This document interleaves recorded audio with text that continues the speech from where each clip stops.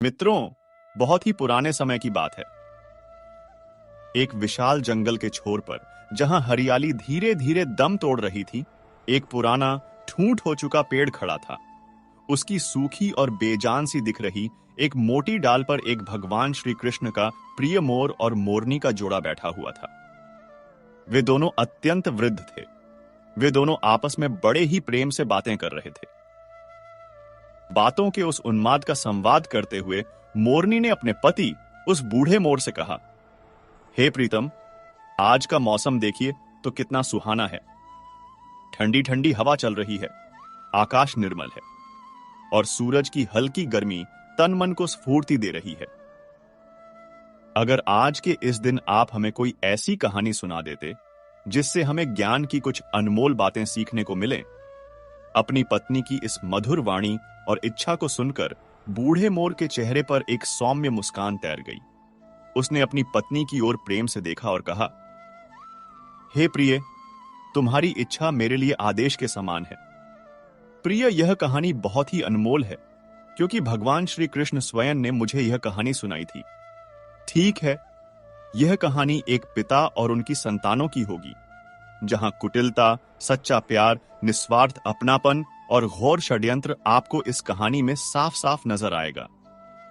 कहानी इतनी रोचक है कि तुम इसमें इस तरह खो जाओगी कि तुम्हें समय का पता ही नहीं चलेगा और इसमें तुम्हें ज्ञान का एक विशाल भंडार मिलेगा। मोर की बात को सुनने के बाद मोरनी की आंखों में उत्सुकता की चमक और भी बढ़ गई। वह चहक कर कहती है, हे स्वामी, अगर वास्तव में यह कहानी ऐसी ही है जैसी आप बता रहे हैं, तो आप कृपया अब और विलंब ना करते हुए कहानी को सुनाइए। मैं तो भगवान श्री कृष्ण की कहानी सुनकर धन्य भी हो जाऊंगी। अब वह बूढ़ा मोर कहानी को सुनाना आरंभ करता है और कहता है, हे प्रिय, यह बात बहुत पुराने समय की है। टीकमगढ़ नाम का एक समृद्ध राज्य हुआ करता था। उस राज्य के राजा का एक ही बेटा था, जिसका नाम था सिद्धार्थ। राजकुमार सिद्धार्थ अत्यंत दयालु, बुद्धिमान और प्रजावत्सल थे। उनका एक नियम था जिसे वे कभी नहीं तोड़ते थे। वे प्रतिदिन अपने साथ एक भरोसेमंद सेवक को लेकर अपना भेष बदल लेते थे और रात के अंधेरे में पूरे नगर में घूमा करते थे। वे ऐसा इसलिए करते थे ताकि वे अपनी प्रजा के सुख दुख को सीधे तौर पर समझ सकें और नगर में घटने वाली समस्त छोटी बड़ी घटनाओं को देखकर उन पर मनन किया करते थे। राजकुमार सिद्धार्थ के पिता अब बहुत वृद्ध हो चुके थे और उनका स्वास्थ्य भी ठीक नहीं रहता था। वृद्धावस्था और बीमारी के कारण एक दिन उनकी मृत्यु हो जाती है। पिता की मृत्यु के पश्चात पूरे राजकीय सम्मान के साथ राजकुमार सिद्धार्थ को ही वहां का राजा बनाया जाता है। राजा बनने के बाद भी राजकुमार ने अपनी प्रजा का हाल जानने के लिए नगर में घूमने की अपनी आदत को बंद नहीं किया। हां, इतना जरूर था कि पहले उनके साथ एक सेवक रहता था। अब वे अपने साथ एक विश्वस्त और बुद्धिमान मंत्री को रखते थे। एक दिन की बात है, राजा सिद्धार्थ और उनके मंत्री भेष बदलकर रात के शांत पहर में नगर में घूम रहे थे। जब वे नगर के किनारे बसी एक साधारण सी गली से होकर गुजर रहे थे, तो उन्हें एक घर के अंदर से कुछ स्त्रियों के बोलने बतलाने की धीमी धीमी आवाज आती हुई सुनाई दी। रात का समय था और गली में सन्नाटा पसरा हुआ था, तो राजा और मंत्री उस घर के दरवाजे से सटकर खड़े हो जाते हैं और अंदर की बातें सुनने का प्रयास करते हैं। दरवाजे की एक छोटी सी दरार से अंदर झांक कर देखते हैं, तो उन्होंने देखा कि 3 बहुत ही सुंदर युवतियां आपस में बैठी बातें कर रही थीं। उनकी बातों से ऐसा लग रहा था मानो वे तीनों आपस में सगी बहनें हैं। वे तीनों ही बैठकर अपनी अपनी पसंद और अपने भविष्य के सपनों के बारे में बातचीत कर रही थीं। बड़ी बहन कहती है, बहनों, मुझे तो स्वादिष्ट और तरह तरह के भोजन खाने का बड़ा शौक है। मैं तो अपना विवाह किसी राजा के मुख्य रसोइये से ही करूंगी, जो दिन रात मेरे लिए नए नए और स्वादिष्ट पकवान बनाता रहे। मेरा पति मेरे लिए भोजन बनाए और मैं रानी की तरह बैठकर उस भोजन का आनंद लूं। इससे बड़ा सुख और क्या हो सकता है। तब मंझली वाली बहन कहती है, हे बहनों, तुम्हारा तो शौक भी अजीब है। मैं तो अपना विवाह किसी राजा के बड़े अधिकारी से करना चाहती हूं। अगर मेरा विवाह राजा के मंत्री से हो जाए, या फिर सेनापति से हो जाए, या कोतवाल से ही क्यों ना हो जाए, तो मैं अपने आप को बहुत धन्य समझूंगी। क्योंकि राजा का सेनापति उस राजा की पूरी सेना को संभालता है, मंत्री पूरे राज्य के कामकाज को देखता है और कोतवाल नगर की सुरक्षा का ध्यान रखता है। ऐसे शक्तिशाली व्यक्ति की पत्नी बनने में ही असली शान है। तभी छोटी बहन, जो अब तक उनकी बातें सुनकर चुपचाप बैठी रही थी, को देखकर उन दोनों बहनों ने अपनी छोटी बहन से पूछा, अरे बहन, तुम ऐसे चुपचाप कैसे बैठी हो? तुम भी तो अपनी पसंद के बारे में कुछ बताओ। तुम किससे विवाह करना चाहती हो?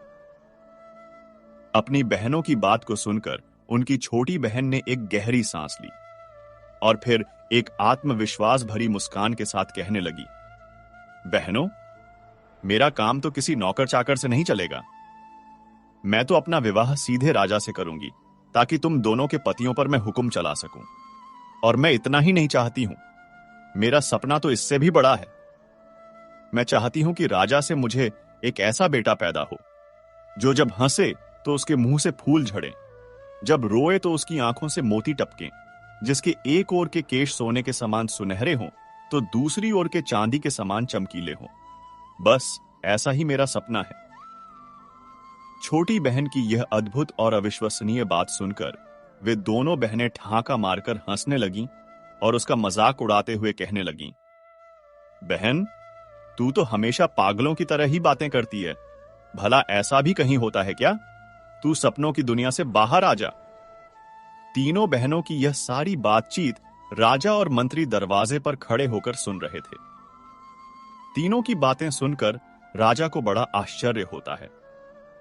राजा ने मंत्री से धीमे स्वर में कहा, मंत्री जी, इस घर को अच्छी तरह से पहचान लो और कल सुबह ही इन तीनों बहनों को सम्मान सहित दरबार में बुलवा लो।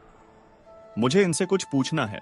अब कहानी आगे सुनाते हुए मोर मोरनी से कहता है, प्रिय, मैं भगवान श्री कृष्ण से प्रार्थना करता हूं कि जो भी भक्त आज इस अमृत वाणी को सुन रहा है, उनके जीवन में आपकी कृपा सदा बनी रहे और उनके सभी कष्ट दूर हों। मित्रों, इस अद्भुत वाणी को सुनने से पहले अपनी भक्ति को व्यक्त करते हुए नीचे कमेंट में जय श्री राधे कृष्ण जरूर लिखें। इस वीडियो को आप सभी लोग पूरा देखना, क्योंकि मित्रों, गरुड़ पुराण जैसे महाग्रंथ में कहा गया है कि कथा हो या सीख, अगर उसे बीच में ही छोड़ दिया जाता है तो वह पाप की श्रेणी में आता है। इसलिए ही मित्रों, मेरा आप सभी से निवेदन है कि आप सभी लोग इस वीडियो को अंत तक पूरा अवश्य देखें। चलिए मित्रों, कथा को फिर से शुरू करते हैं। मित्रों, अब राजा के आदेश का पालन हुआ। अगले दिन सुबह होते ही मंत्री ने उन तीनों बहनों को राजा के दरबार में बुला लिया। राजा ने जब उन तीनों को देखा तो पाया कि उन तीनों में से जो सबसे छोटी बहन थी, जो कह रही थी कि मैं राजा से ब्याह करूंगी, वह सचमुच बहुत ही सुंदर और रूपवती थी। राजा उसकी सुंदरता पर मुग्ध हो जाता है। उसके बाद राजा ने उन तीनों से पूछा, कल रात आप अपने घर में क्या बातें कर रही थीं? सच सच बताना, क्योंकि तुम तीनों की बातचीत कल मैंने अपने कानों से सुनी थी। अगर तुमने झूठ बोलने की कोशिश की तो तुम्हें राजकीय दंड दिया जाएगा। अब वे बातें तो उन स्त्रियों के बीच की निजी बातें थीं। उन्हें भला वे राजा के सामने कैसे जाहिर करती? राजा ने जब उस रात की बातों के बारे में पूछा तो वे तीनों शर्म से लाल हो गईं। लज्जा के कारण उनकी जुबान बंद हो गई। राजा के बार बार पूछने पर उन्होंने कहा कि महाराज, हमें कुछ याद नहीं है कि हमने क्या कहा था। राजा ने कहा, आप सब कुछ छोड़कर हमें फिर से वही बातें बताइए और हम तुम्हारी इच्छाओं को पूरा करने का प्रयास करेंगे। इस प्रकार मजबूर होकर के उन तीनों ने रात में हुई सारी बातचीत राजा के सामने कह सुनाई। तीनों की बातें सुनकर राजा बहुत प्रसन्न हुआ। उसने तुरंत अपने मुख्य रसोइये को दरबार में बुलाया और उन तीनों में से जो बड़ी बहन थी, उसका हाथ उस रसोइये के हाथ में दे दिया और रसोइये से कहा, आज से यह तुम्हारी पत्नी है और आज से तुम्हारा यह धर्म है कि तुम इसे प्रतिदिन स्वादिष्ट भोजन बनाकर खिलाओगे। उसके बाद राजा ने अपना एक मंत्री बुलाया और मंझली बहन का हाथ उसके हाथ में दे दिया और कहा, आज से यह तुम्हारी पत्नी है जाओ, इसके साथ खुशहाल जीवन जियो। और अंत में सबसे छोटी बहन से राजा ने कहा, तुम्हारी यह इच्छा थी कि तुम्हारा विवाह किसी राजा से हो, सो मैं यहां का राजा हूं, तो मैं तुम्हें अपनी पत्नी के रूप में स्वीकार करता हूं। यह सुनकर के छोटी बहन की खुशी का ठिकाना न रहा। राजा ने आदेश दिया, इसी समय मेरे विवाह की तैयारी शुरू की जाए। राजा तो उठकर चला गया। उसके बाद राजा के जितने भी कर्मचारी थे, वे सब शादी की तैयारियों में जुट जाते हैं। उधर उन तीनों बहनों के विवाह की तैयारी होने लगी। छोटी बहन का विवाह बड़ी धूमधाम के साथ वहां के राजा से हो गया। बड़ी वाली का विवाह रसोइये से हो गया और मंझली वाली का विवाह वहां के एक मंत्री से हो जाता है। तीनों बहनें अपने अपने पतियों के पास रहने लगीं। छोटी बहन को रानी बनाकर राजा के महलों में पहुंचा दिया गया। मित्रों, यह देखकर उन दोनों बड़ी बहनों को अपनी छोटी वाली बहन के भाग्य से जलन होने लगी। वे दोनों जब भी इकट्ठी होती थीं, तो आपस में बातें करती थीं कि छोटी वाली तो सचमुच रानी बन गई और हम अपनी इच्छा का वर पाकर भी उसकी नौकरानी बनकर रह गईं। हमारी छोटी बहन ऐसी कौन सी हूर की परी है जो उसको राजा ने अपनी रानी बना लिया। मंझली वाली कहने लगी, बहन, बुरा तो मुझे भी बहुत लग रहा है। राजा ने उसमें ऐसा क्या देख लिया जो उससे शादी कर ली। कही हुई बातों का क्या है, आदमी तो हर तरह की बातें सोचता है और करता है। मेरी समझ से तो छोटी वाली नहीं, बल्कि तुम रानी बनने के योग्य हो। मुझे भी यह देखकर आश्चर्य होता है कि राजा की अक्ल पर क्या पत्थर पड़ गए थे जो उसे पसंद कर लिया। उससे तो तुम 100 गुना अच्छी थीं। मित्रों, इस प्रकार वे दोनों बहनें एक दूसरे को कोसने लगीं और एक दूसरे की झूठी प्रशंसा करके अपने दिल को तसल्ली देने लगीं। लेकिन कई बार उनकी जलन इतनी प्रबल हो जाती थी कि जब छोटी रानी अपनी बहनों से कोई काम करने को कहती थी, तो उनके मन में विचार आता था, हम उसकी बड़ी बहन होकर भी उसके नौकर चाकर की पत्नी हैं और वह हमसे छोटी होकर भी हम पर हुक्म चलाती है। हम और हमारे पति उसके एक इशारे पर नाचने लगते हैं। इस तरह की बातें करके दोनों दिन रात अपनी छाती को जलाती रहती थीं। कई बार सोचती थीं कि उसे खत्म ही कर दिया जाए या राजा की नजरों में उसे हमेशा के लिए गिरा दिया जाए, तभी हमारे मन को शांति मिलेगी। वे दिन रात इसी षड्यंत्र को रचने के उपाय में लगी रहती थीं। छोटी बहन, जो अब रानी बन चुकी थी, वह जब भी अपनी बहनों से मिलने जाती थी तो अपनी हैसियत का ख्याल नहीं करती थी, बल्कि वह अपनी बहनों से इस तरह मिलती थी कि उन्हें ऐसा ना लगे कि वह उन्हें नीचा दिखा रही है। इसके साथ ही छोटी बहन अपनी दोनों बहनों से बहुत प्रेम करती थी। सभी लोग जानते थे कि वे दोनों नौकरों की पत्नियां हैं और उनकी बहन रानी है। मित्रों, कुछ महीनों के बाद छोटी बहन रानी का गर्भ ठहर जाता है। यह खबर पाकर राजा को बड़ी खुशी होती है। इधर छोटी वाली बहन से मिलने दोनों बहनें भी पहुंच जाती हैं और कहती हैं, बहन, हमें इस बात की बड़ी खुशी हुई है कि तुम मां बनने वाली हो। अब तो हम दोनों बहनें ही बच्चे के जन्म तक तुम्हारी देखभाल करेंगी। तब उसकी छोटी बहन, जो रानी बनी थी, उसने कहा, बहनों, इससे अच्छी बात हमारे लिए और क्या हो सकती है। तुम मेरी बड़ी बहनें हो, मेरी मां के समान हो। तुमसे बढ़कर भला मेरी देखभाल कौन कर सकता है। तुम अपने पतियों के द्वारा यह आवेदन राजा के सामने पेश कर दो। आशा है कि वे इसे स्वीकार कर लेंगे। मित्रों, उन दोनों ने अपने पतियों से कहकर अपने पतियों के द्वारा राजा से आवेदन किया। राजा ने कहा, ठीक है, यह बात हम रानी से पूछकर ही आपको बताएंगे। राजा ने अपनी रानी से पूछा तो वह खुशी खुशी तैयार हो गई। अब तो राजा ने उन दोनों बहनों के लिए रानी के पास रहने और उसकी देखरेख करने की अनुमति दे दी। वे दोनों बहनें रानी के पास महल के अंदर रहने लगीं। अब उन्हें अपनी दुष्टता का प्रदर्शन करने का पूरा मौका मिल चुका था। इधर जब रानी के बच्चे का जन्म होने का समय आता है, तो उन्होंने षड्यंत्र के तहत सारी दास दासियों को वहां से किसी न किसी बहाने हटा दिया, क्योंकि यही एक ऐसा समय था जब वह अपना षड्यंत्र रचकर रानी को राजा की नजरों में गिराना चाहती थी। इधर रानी ने एक बहुत ही सुंदर पुत्र को जन्म दिया। पुत्र को देखकर उन दोनों बहनों की जलन और भी चौगुनी हो गई। चुपचाप उन दोनों ने उस बच्चे को महल के बाहर ले जाकर एक कंबल में लपेटकर एक लकड़ी के संदूक में रखकर नदी में बहा दिया और वहां से एक मरा हुआ कुत्ते का पिल्ला उठाकर रानी के पास लाकर रख देती है। और महल की सभी दास दासियों को उन सब ने बताया कि रानी ने एक मरे हुए कुत्ते के बच्चे को जन्म दिया है। यह बात सुनकर सभी हैरान रह जाते हैं। इधर राजा को जब यह मालूम हुआ तो वह भी क्रोध से लाल पीला हो जाता है। राजा कहने लगा, ऐसी स्त्री का मैं क्या करूंगा जो कुत्ते के बच्चे को जन्म देने वाली है? मैं तो इस रानी को अभी मरवा दूंगा। राजा को ऐसा कहता देखकर मंत्री ने उसे समझा बुझाकर शांत किया। इधर वह संदूक नहर में बहता हुआ जाने लगा। नहर जो थी वह राजा के बगीचे से होकर जाती थी। बगीचे की रखवाली के लिए राजा ने जो माली नियुक्त किया हुआ था, उस माली का घर भी नहर के किनारे ही बना हुआ था। जब उसने नहर में बहते जाते हुए एक लकड़ी के संदूक को देखा, तब उसने उस संदूक को बाहर निकाल लिया। जब उसने उस संदूक को खोलकर देखा, तब उसमें एक अत्यंत सुंदर तेजवान बालक लेटा हुआ था। बालक को देखकर माली बड़ा हैरान होता है कि इस नन्हे से बालक को नहर में भला किसने छोड़ दिया है। उस माली ने ज्यादा सोच विचार नहीं किया कि यह बच्चा नहर में किसने डाला है, क्यों डाला है। उसको भी कोई संतान नहीं थी, इसलिए वह उस बच्चे को उठाकर अपनी पत्नी के पास ले आया और बोला, भाग्यवान, आज हमें भगवान ने एक बच्चा दिया है। बच्चे को पाकर उसकी पत्नी भी बड़ी खुश हो जाती है।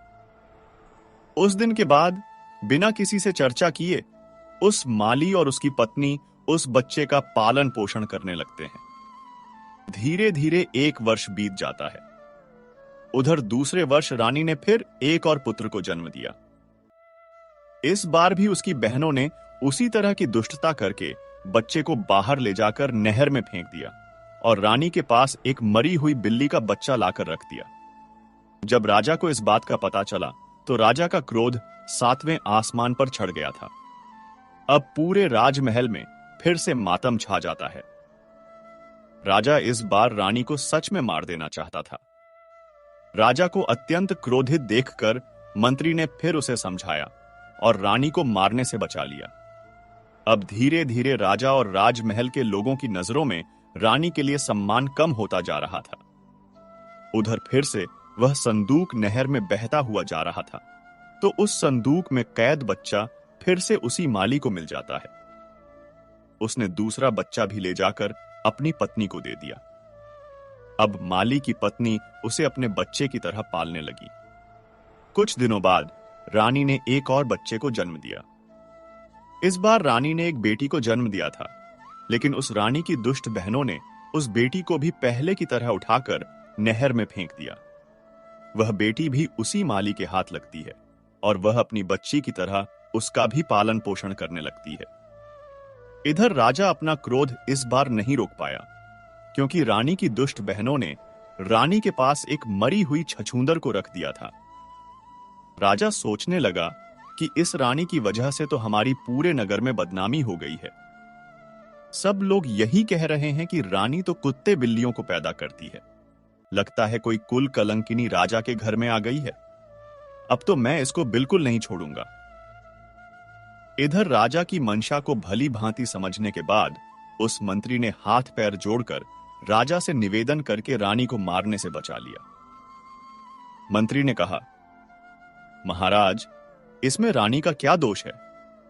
इसे जान से मारने के बाद भी आपके घर में बेटा बेटी नहीं हो जाएंगे। इसीलिए उचित यही होगा कि आप रानी को मारने की बजाय रानी के पास जाना छोड़ दें। तब राजा ने कहा, मंत्री जी, अगर तुम कहते हो तो मैं रानी को जान से नहीं मारूंगा, लेकिन मैं इसको सजा जरूर दूंगा, और ऐसी सजा दूंगा जो मृत्यु दंड से भी बढ़कर कष्टदायक होगी। इस बार सजा के बारे में मैं तुम्हारी कोई बात नहीं सुनूंगा। इस बार राजा ने एक चौराहे पर एक जेलनुमा महल बनवाया। उसमें एक लकड़ी का बड़ा सा पिंजरा रखा हुआ था।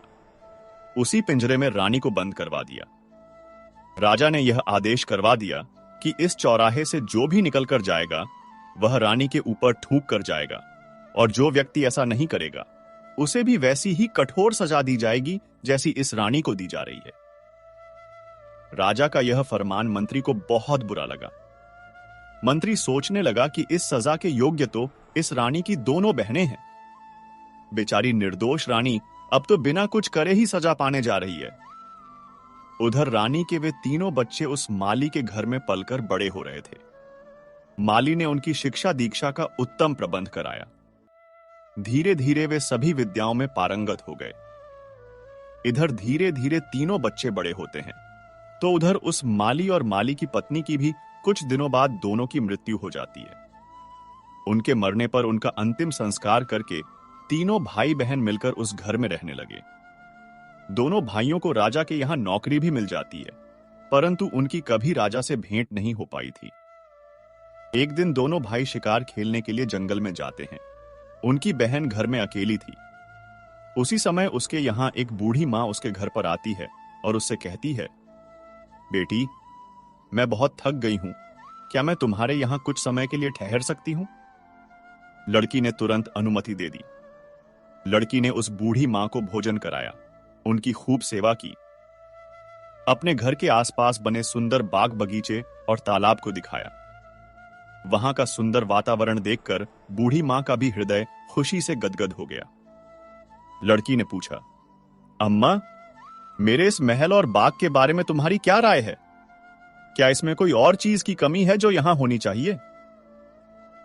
तब उस बुढ़िया ने कहा, बेटी, यह प्रश्न मुझसे ना करो तो अच्छा है। मैं कुछ कहूंगी तो तुम कहोगी कि यह 2 टके की बुढ़िया मेरे महल और बाग में नुक्स निकालने आ गई है। उस बूढ़ी औरत की बात को सुनकर लड़की ने जोर देकर कहा, मां जी, मैं ऐसा कुछ नहीं कहूंगी। तुम जो कुछ भी कमी इसमें समझती हो वह मुझे बताओ, मैं उसे पूरा करने की कोशिश करूंगी। तब बुढ़िया ने कहा, बेटी, यह सब कुछ तो तुम्हारा ठीक है, किंतु मेरी समझ में यहां पर 3 चीजें और आ जाएं तो संसार में तुम्हारा बाग सबसे सुंदर हो जाएगा, लेकिन उनका मिलना बहुत ही कठिन है। हे पुत्री, वह 3 चीजें क्या हैं? तुम ध्यान देकर सुनो। एक तो है वह बुलबुल जो मनुष्य की तरह बोलती है।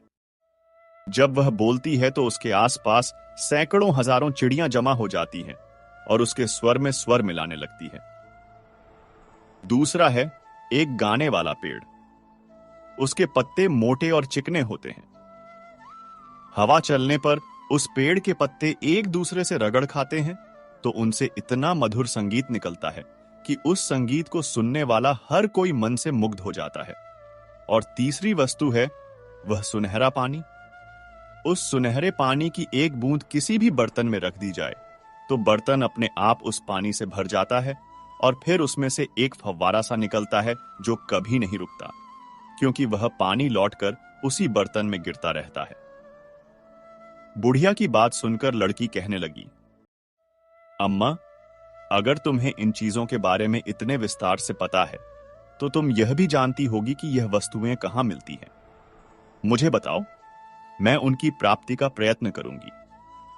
बूढ़ी महिला ने कहा, बेटी, मैं तुम्हें यह तो नहीं बता सकती कि वे ठीक कहां हैं, लेकिन इतना जरूर बता सकती हूं कि यहां से कोई व्यक्ति उत्तर दिशा में सीधा चलता चला जाए तो 20 दिन की यात्रा के बाद जो पहला व्यक्ति उसे मिलेगा उससे इन सभी चीजों के बारे में पूछे कि यह वस्तुएं कहां मिलेंगी, वही आगे की राह बताएगा।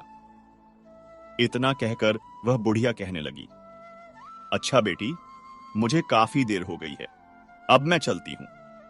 अब वह मोर कहता है, हे प्रिय, उस बुढ़िया को क्या मालूम था कि वह लड़की इतनी साहसी है कि खुद इन चीजों की तलाश में निकल पड़ेगी, इसलिए उसने विस्तार से वह सब कुछ बता दिया था जो उसे मालूम था। लड़की ने उसकी बताई हुई एक एक बात याद कर ली। इधर दोनों लड़के जब शिकार से लौटकर घर आते हैं और अपनी बहन को उदास बैठा हुआ देखते हैं तो वे दोनों अपनी बहन से पूछते हैं, बहन, क्या बात है? आज तुम्हारी तबीयत खराब है क्या, या कोई बात तुम्हारी मर्जी के खिलाफ हो गई है? तब लड़की ने सिर झुकाकर कहा, नहीं भाई, ऐसी कोई बात नहीं है। भाइयों ने कहा, यह तो तुम झूठ बोल रही हो, कुछ ऐसा तो जरूर हुआ है जो तुम्हें दुख दे रहा है। अगर तुम नहीं बताओगी तो हम तुम्हारे पास से उठकर नहीं जाएंगे। तब लड़की ने देखा कि दोनों भाई बात जानने के लिए अड़े खड़े हैं, तो उसने कहा, मैं तुम्हें इसलिए नहीं बताना चाहती थी कि जो मैं कहूंगी उसे सुनकर तुम चिंता में और कष्ट में पड़ जाओगे। खैर, जब तुम जिद कर रहे हो तो मैं बता ही देती हूं। हमारे पिता ने यह महल हमारे लिए बनवाया था और मैंने अपनी समझ से इसकी सुंदरता और सजावट में किसी प्रकार की कोई कमी नहीं रखी थी। लेकिन अभी भी इसमें कुछ कमियां हैं। किंतु आज मुझे 3 चीजों के बारे में मालूम हुआ है। अगर वे 3 चीजें इस बाग में आ जाएं, तो हमारा घर और भी अधिक सुंदर हो जाएगा। तब दोनों राजकुमारों ने पूछा, बहन, वे ऐसी कौन सी चीजें हैं? हमें शीघ्र बताओ। तब लड़की कहती है, भाइयों, एक तो उम्दा किस्म की बुलबुल जो बोलने वाली हो, जिसका गाना सुनकर हजारों पक्षी इकट्ठे होकर उसके स्वर में स्वर मिलाने लगते हों। दूसरा है गाने वाला पेड़, जिसके पत्तों से पत्ते रगड़ खाकर संगीत निकलता हो। और तीसरा है सुनहरा पानी, जिसकी एक बूंद से ही कभी खत्म ना होने वाला फव्वारा बन जाता हो। मैं इसी चिंता में हूं कि इन्हें कैसे प्राप्त करूं। दोनों राजकुमारों ने पूछा, बहन, अगर तुम हमें यह बता दो कि यह तीनों चीजें कहां और किस दिशा में मिलेंगी, तो हम तुम्हें ढूंढकर लाकर देने का प्रयास जरूर करेंगे। अब उस लड़की ने अपने भाइयों को सब कुछ बता दिया जो उस बुढ़िया ने बताया था। मित्रों, इस प्रकार अगले दिन उनमें से जो बड़ा राजकुमार था, वह अस्त्र शस्त्र लेकर घोड़े पर बैठकर वह तीनों चीजें लेने के लिए चल देता है। तो लड़की रोने लगती है और कहने लगी, भैया, मैं कितनी दुष्ट हूं जो अपने शौक के लिए तुम्हें मुसीबत में फंसा रही हूं। मैं अपनी मांग वापस लेती हूं। अब कभी भी इन चीजों का जिक्र नहीं करूंगी। तुम मत जाओ। तब बड़े राजकुमार ने कहा, बहन, एक बार कमर कसकर मैं पीछे नहीं हटता। अगर मैं नहीं जाऊंगा तो हमेशा मेरे दिल में यह बात खटकती रहेगी कि मैं कायर हूं। तब राजकुमार ने अपनी बहन को एक खंजर दे दिया और कहा, बहन, जब तक यह खंजर ठीक है, मैं सकुशल हूं। लेकिन अगर इसमें से खून की बूंदें टपकने लगें तो समझ लेना मैं जीवित नहीं हूं। यह सुनकर के वे दोनों बहन भाई उदास होते हुए कहने लगे, भाई, तुम ऐसी खतरनाक यात्रा पर मत जाओ। लेकिन बड़े राजकुमार ने उनकी एक भी नहीं सुनी। उसने फौरन उसी तरफ को घोड़ा दौड़ा दिया जिस तरफ उस बुढ़िया ने कहा था। वह सीधे उत्तर दिशा की ओर चलता चला गया। चलते चलते उसने 20 दिन का सफर तय कर लिया था। तभी उसे एक अजीब सा दृश्य दिखाई दिया। उसने दूर से ही देखा कि एक झोपड़ी बनी हुई है। उसके बाहर एक बूढ़ा आदमी बैठा हुआ है। उसके बाल बर्फ की तरह सफेद थे। उसकी दाढ़ी, मूछें और बाल इतने बढ़ गए थे कि उसका पूरा शरीर ढक गया था। उसके हाथ और पैरों के नाखून बहुत बड़े बड़े हो गए थे। उसने अपना शरीर एक चटाई से ढक रखा था, जिसके ऊपर उसके बाल पड़े हुए थे। राजकुमार यह सब देखकर समझ गया कि वह वही तपस्वी साधु है जिसके बारे में उस बुढ़िया ने मेरी बहन को बताया था। जो ऐसे दुर्गम और निर्जन स्थान पर अकेला बैठा है, जरूर उन चीजों के बारे में यह साधु जानता होगा। तब वह राजकुमार घोड़े से नीचे उतरा और उसने उस वृद्ध तपस्वी के पास जाकर उन्हें प्रणाम किया। तपस्वी ने प्रत्युत्तर में कुछ कहा, लेकिन उनकी आवाज राजकुमार को समझ में नहीं आई, क्योंकि तपस्वी बालों से खुद को पूरी तरह से ढके हुए था। राजकुमार ने फौरन अपनी जेब से एक छोटी सी कैंची निकाली और कहा, तपस्वी महाराज, आपके बालों की वजह से आपकी आवाज मेरे समझ में नहीं आ रही है। यदि आप आज्ञा दें तो मैं आपकी दाढ़ी, मूछ और बालों को काट दूं। तपस्वी ने इशारे से कह दिया, हां। राजकुमार ने उनके सारे बाल काट दिए।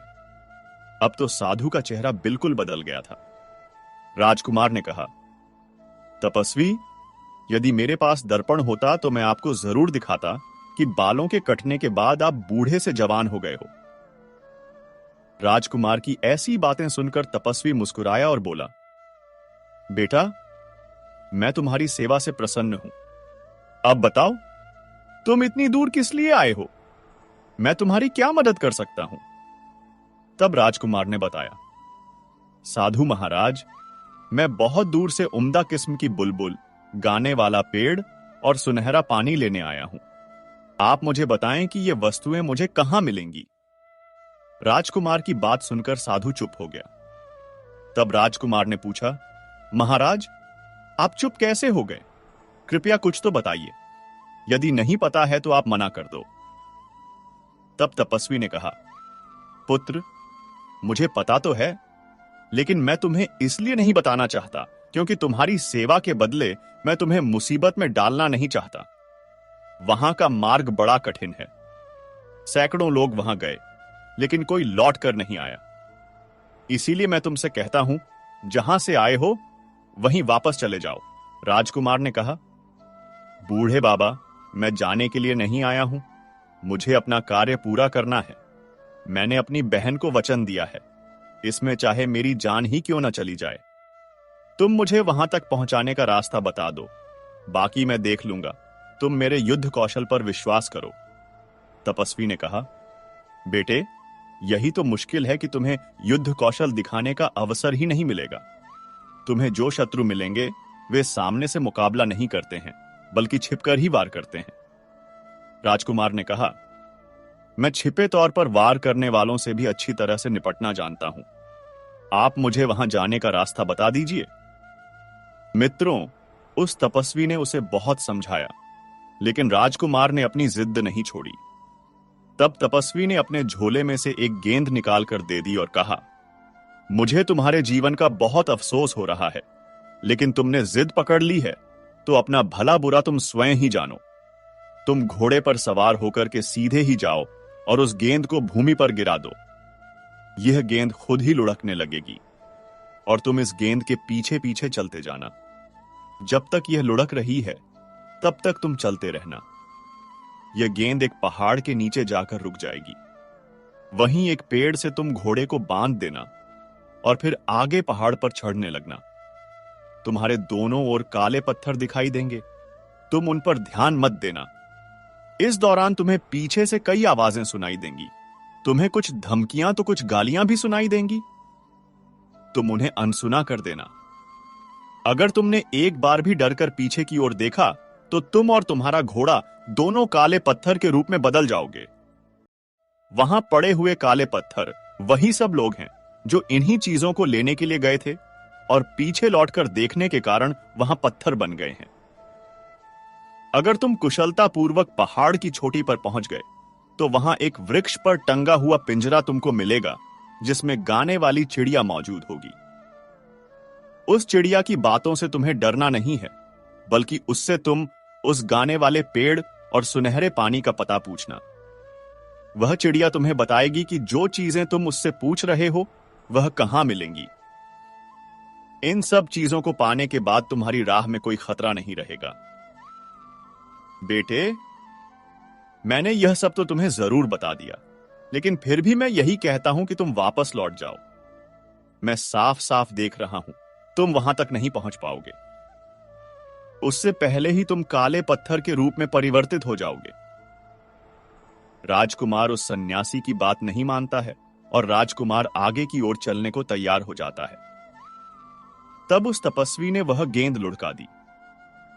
गेंद लुढ़कते लुढ़कते उसी पहाड़ी की तलहटी में जाकर रुक गई। वहां से ऊपर जाने के लिए एक बड़ा संकरा रास्ता था। राजकुमार ने घोड़े को वहीं बांध दिया और पहाड़ पर चढ़ने लगा।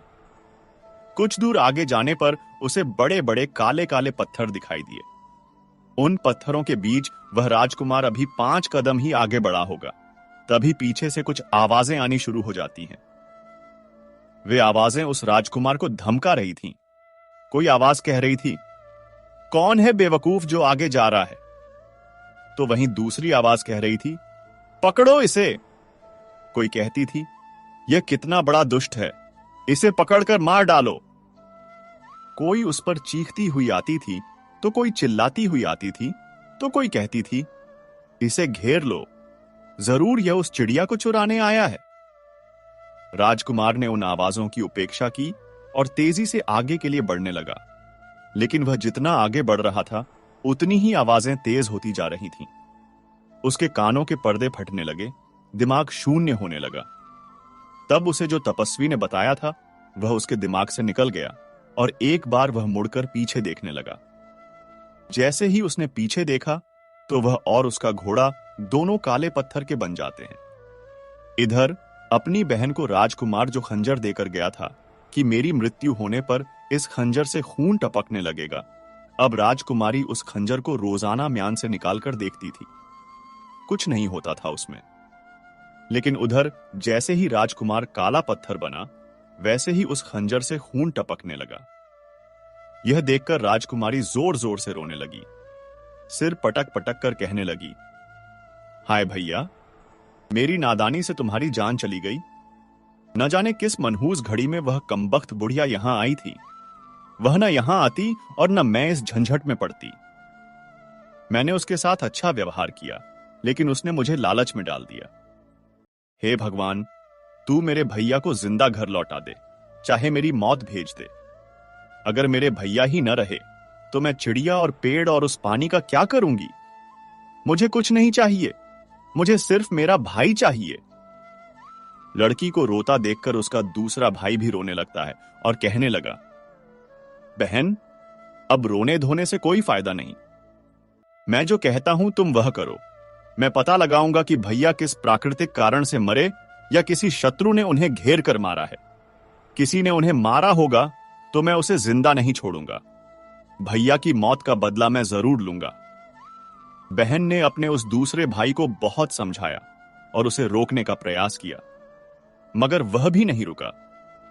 बहन बोली, मैंने एक भाई को तो खो दिया है, मैं अपने दूसरे भाई को मौत के मुंह में नहीं जाने दूंगी। बड़े भैया तुमसे कोई कम बहादुर नहीं थे, लेकिन फिर भी वह मुसीबत में पड़ गए। वह तो मुझे अपनी कुशलता का हाल जानने के लिए खंजर भी देकर गए थे। तुम्हारा हाल मुझे कैसे पता चलेगा?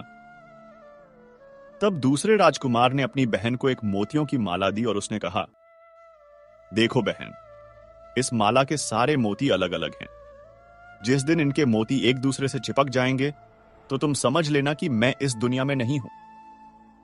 ऐसा कहकर के दूसरा राजकुमार भी घोड़े पर बैठ करके चल देता है और 20 दिन की यात्रा करके वह उन्हीं ऋषि के पास पहुंच जाता है। ऋषि को प्रणाम करके उसने पूछा, हे मुनिवर, क्या आप मुझे बता सकते हैं कि बोलने वाली चिड़िया और गाने वाला पेड़ और सुनहरा पानी कहां मिलेगा? तब उस तपस्वी ने कहा, बेटा, वह राह तो बड़ी खतरनाक है। तुम वहां जाने की बात छोड़ दो और घर वापस लौट जाओ। वहां अभी तक जितने भी लोग गए हैं, कोई भी लौट कर नहीं आया है। कुछ दिन पहले एक नौजवान आया था, देखने में बिल्कुल तुम्हारे जैसा था। मैंने उसे भी बहुत समझाया, वह भी नहीं माना और वह भी अभी तक लौट कर नहीं आया है। तब राजकुमार ने जवाब दिया, वह मेरा बड़ा भाई था और यह मैं जानता हूं कि अब वह जीवित नहीं है, लेकिन मैं यह नहीं जानता कि वह कैसे मरा है, कि वह किसी प्राकृतिक कारण से मरा है या किसी दुश्मन ने उसे घेर कर मारा है। तब वह सिद्ध तपस्वी कहता है, मैं तुम्हें बताता हूं, बहुत से आदमी मेरी चेतावनी के बावजूद भी उस रास्ते पर चले जाते हैं और काले पत्थर बन जाते हैं। तुम्हारे भाई के साथ भी यही हुआ है। तुम मेरी बात मानो और घर लौट जाओ, वरना तुम भी काले पत्थर बनकर रह जाओगे। लड़के ने कहा, तपस्वी जी, अब मैं तो बहुत ही आगे निकल आया हूं। पीछे लौट के जाने के बारे में मैं नहीं सोच सकता। आप मुझे रास्ता बताइए। तब तपस्वी ने कहा, बेटा, अगर तुम जिद करते हो तो जाओ, इस गेंद के पीछे चले जाओ, यह गेंद तुम्हें मंजिल तक पहुंचा देगी। इतना कहकर तपस्वी ने वह गेंद लड़के को दी। वह गेंद उस राजकुमार को पता बताती हुई लुढ़कती हुई चली जा रही थी। राजकुमार उसके पीछे पीछे चलता गया। कुछ देर चलने के बाद वह गेंद एक पहाड़ के पास जाकर रुक गई। दूसरे राजकुमार ने घोड़ा वहीं पर छोड़ा और उस पहाड़ी के ऊपर चढ़ने लगा। अभी वह 2-4 कदम ऊपर चढ़ा ही होगा कि उसने सुना कि पीछे से कोई डांट कर कह रहा है, अबे बदमाश, अरे बदतमीज, तू कहां बड़ा चला जा रहा है? रुक जा कमबख्त, मैं तुझे सजा देता हूं। गाली सुनकर के दूसरे राजकुमार को क्रोध आ जाता है। उसका खून खौल उठा। वह उस तपस्वी द्वारा बताई गई चेतावनी को भूल गया। उसने म्यान से तलवार खींच ली और पलटकर देखा कि गाली देने वाले के टुकड़े टुकड़े कर डालूं। किंतु पीछे देखते ही वह काले पत्थर के रूप में बदल जाता है और उसका घोड़ा भी काले पत्थर का बन जाता है। मित्रों, उधर राजकुमारी ने जब उस माला को देखा जिसे राजकुमार देकर गया था, उसने देखा कि माला के सारे मोती एक दूसरे से चिपक गए हैं। यह देखकर लड़की जोर जोर से चीख पड़ी। वह समझ गई कि उसका दूसरा भाई भी अब इस दुनिया में नहीं है। भाई के गम में वह बुरी तरह से रोने लगी और रोते रोते बेहोश हो जाती है।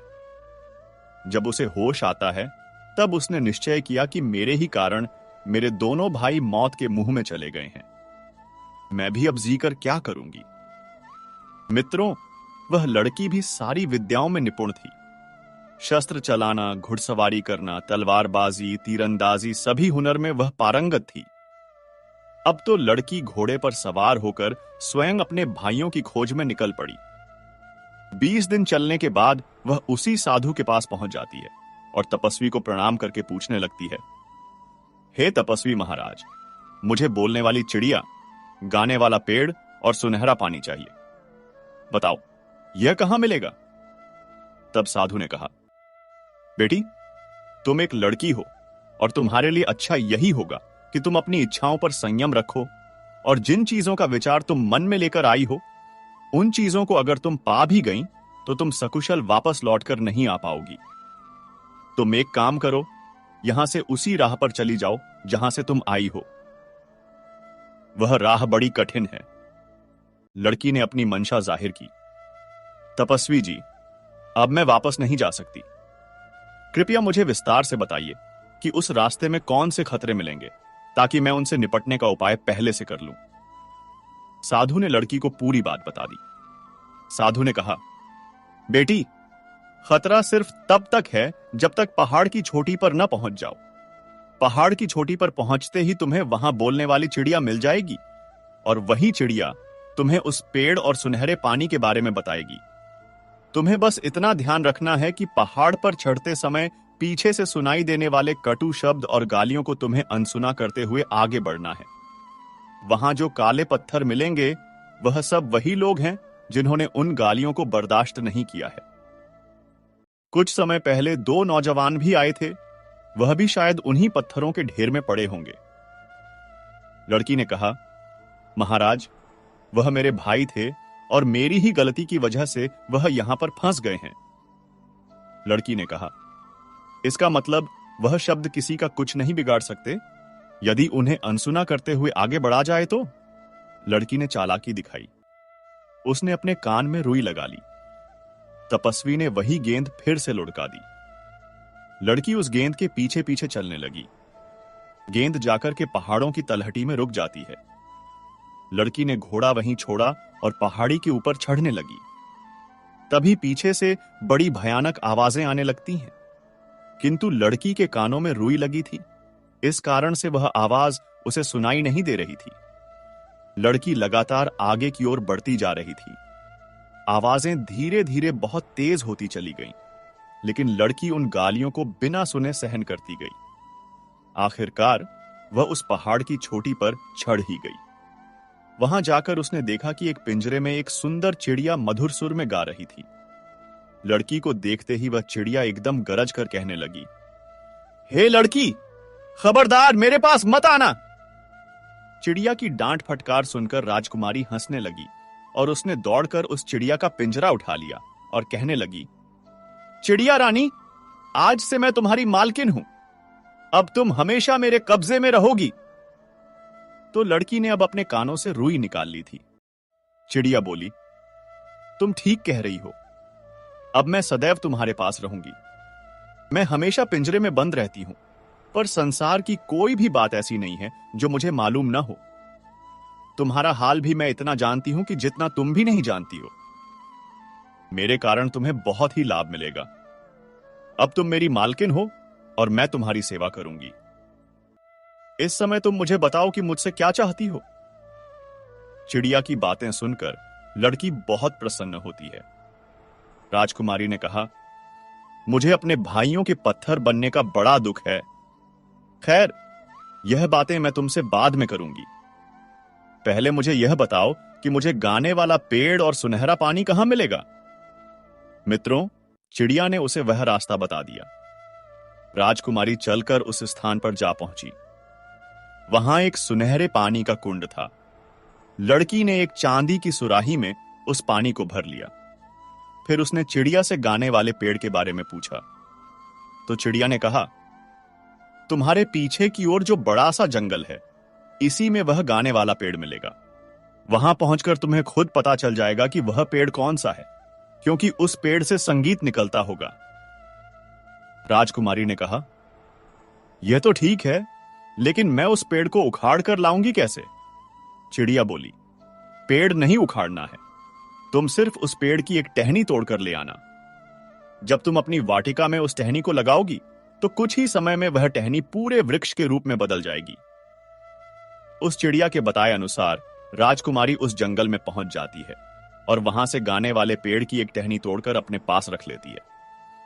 राजकुमारी को अब तीनों चीजें प्राप्त हो चुकी थीं, लेकिन उसे अपने भाइयों का सबसे ज्यादा ख्याल उसके दिमाग में आ रहा था। उसने चिड़िया से पूछा, चिड़िया रानी, मेरे दोनों भाई रास्ते में काले पत्थर बने पड़े हैं, क्या मैं उन्हें फिर से जीवित कर सकती हूं? मैं तो यह भी नहीं जानती हूं कि उन काले पत्थरों में मेरे भाई कौन से हैं। तब उस चिड़िया ने कहा, तुम इस सुराही में जो सुनहरा जल लेकर आई हो, उसकी एक एक बूंद उन शिलाखंडों पर डालती जाना। तुम्हारे भाई घोड़े सहित फिर से जीवित हो जाएंगे। चिड़िया की बातें सुनकर राजकुमारी प्रसन्न हो गई और पिंजरा, सुनहरा पानी और टहनी लेकर पहाड़ से उतरने लगी। जहां जहां उसे काले पत्थर दिखाई दिए, उसने उन पर एक एक बूंद सुनहरा जल छिड़क दिया, जिससे जितने लोग पत्थर के बन गए थे, घोड़े सहित सब अपने असली रूप में आ जाते हैं। उन्हीं पत्थरों के बीच उनके दोनों भाई भी पड़े थे। भाइयों को जीवित देखकर राजकुमारी एकदम उनसे लिपटकर रोने लगी और कहने लगी, भाइयों, मुझे चिड़िया, सुनहरा पानी और बोलने वाला पेड़ मिल गया है। इन चीजों के मिलने से ही तुम फिर से जीवित हो पाए हो, और यहां पर जितने भी काले पत्थर थे, मैंने सबको जीवित कर दिया है। मित्रों, वे सब राजकुमार और जितने भी लोगों को राजकुमारी ने जीवित किया था, वह सभी राजकुमारी का धन्यवाद करने लगे कि तुमने हमें जीवन दान दिया है, हम आजीवन तुम्हारे आभारी रहेंगे और तुम्हारी आज्ञा का पालन करेंगे।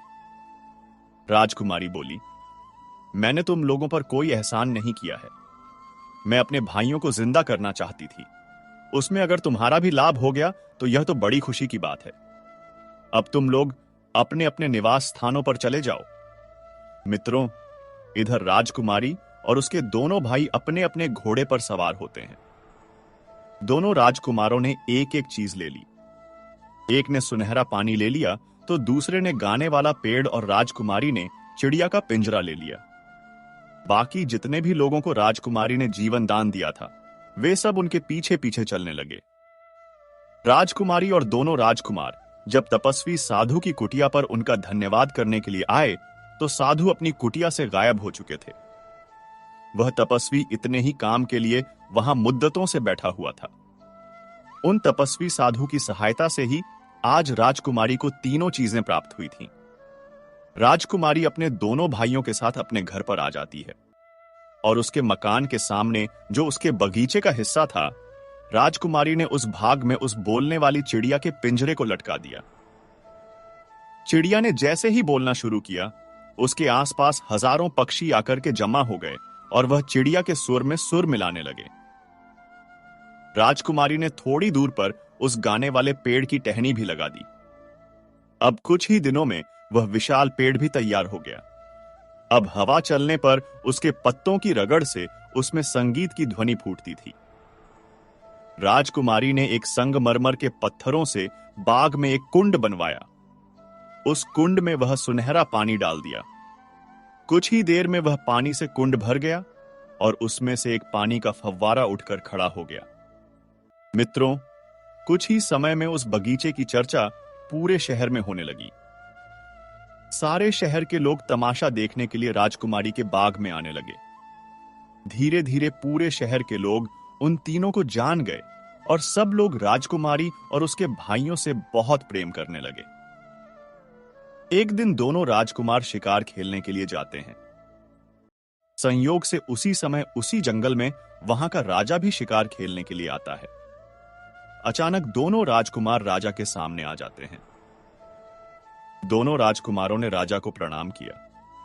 वे दोनों राजकुमार इतने सुंदर थे कि उनकी सुंदरता को देखकर राजा उन्हें देखता ही रह जाता है। उसने उनका नाम और निवास स्थान पूछा। दोनों राजकुमारों ने हाथ जोड़कर कहा, महाराज, हम लोग आपके भूतपूर्व माली के पुत्र हैं। हमारे पिता अब इस दुनिया में नहीं हैं।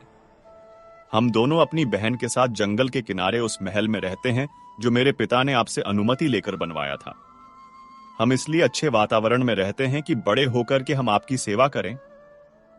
राजा ने कहा, यह तो ठीक है, लेकिन लगता है तुम यहां शिकार खेल रहे थे। क्या तुम्हें मालूम नहीं था कि यह राजसी शिकारगाह है और यहां कोई शिकार नहीं खेल सकता? दोनों राजकुमारों ने निवेदन किया, क्षमा करें महाराज, हमारे पिता की असामयिक मौत हो गई है। हमारा निर्देशक कोई नहीं है, इसलिए हम लोगों का ज्ञान अधूरा है और अन्य नौजवानों की तरह हमसे भी भूल हो जाती है। मित्रों, राजकुमारों की विनय भरी बातें सुनकर राजा मुस्कुराकर कहने लगते हैं, पुत्रों, क्या तुम्हें शिकार करना भी आता है या नहीं? दोनों ने जवाब दिया, हां महाराज, हमें शिकार खेलना अच्छी तरह से आता है। आप हमें अवसर देकर तो देखें। तब राजा ने कहा, ठीक है, हम तुम्हें अवसर देते हैं। तुम हमें शिकार खेलकर दिखाओ। मित्रों, दोनों राजकुमारों ने थोड़ी ही देर में एक शेर और एक रीछ का शिकार करके राजा के सामने लाकर रख दिया। राजा उन दोनों राजकुमारों की वीरता देखकर बहुत खुश होता है और कहने लगा, हे पुत्रों, मैं तुम्हें तुम्हारी वीरता से अलग नहीं करना चाहता। इसीलिए मैं चाहता हूं कि तुम लोग मेरे साथ महल में चलो। मेरे साथ महल चलकर भोजन करो। राजकुमारों ने कहा, महाराज, इस समय हम आपके साथ नहीं चल सकते। हम इस उद्दंडता के लिए क्षमा चाहते हैं। राजा ने आश्चर्य से पूछा, क्यों नहीं चल सकते? तो उन्होंने बताया, हमारी एक बहन है। हम तीनों जो भी करते हैं, तीनों की सलाह से करते हैं। हम अपनी बहन की सलाह लेकर ही आपके यहां आ सकते हैं। तब राजा ने कहा, मुझे इस बात की बड़ी खुशी है कि तुम भाई बहन एक दूसरे की सलाह से काम करते हो।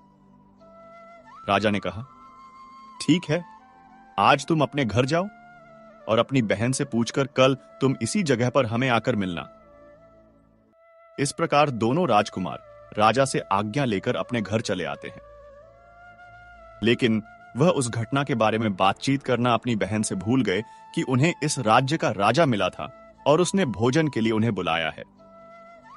अगले दिन जब वे फिर उसी जंगल में शिकार खेलने गए तो राजा ने फिर पूछा, तुमने अपनी बहन से सलाह ली या नहीं? राजा के पूछने पर वे दोनों घबरा जाते हैं और एक दूसरे की ओर देखने लगे। उन्होंने कहा, महाराज, हमसे भूल हो गई। हम इस बात की चर्चा करना भूल ही गए। राजा ने कहा, कोई बात नहीं है, आज नहीं तो कल पूछ लेना। दोनों राजकुमार अपने घर आते हैं और अपनी बहन से कहते हैं, बहन, आज हम शिकार खेलने गए थे तो हमें वहां पर यहां का राजा मिला था और राजा ने हम दोनों को अपने राजमहल में भोजन पर बुलाया है। राजकुमारी ने कहा, यह तो तुम्हारे लिए सौभाग्य की बात है, लेकिन रुको, राजा, योगी, अग्नि, जल, इनकी उलटी रीत, इनसे बचकर चालियो।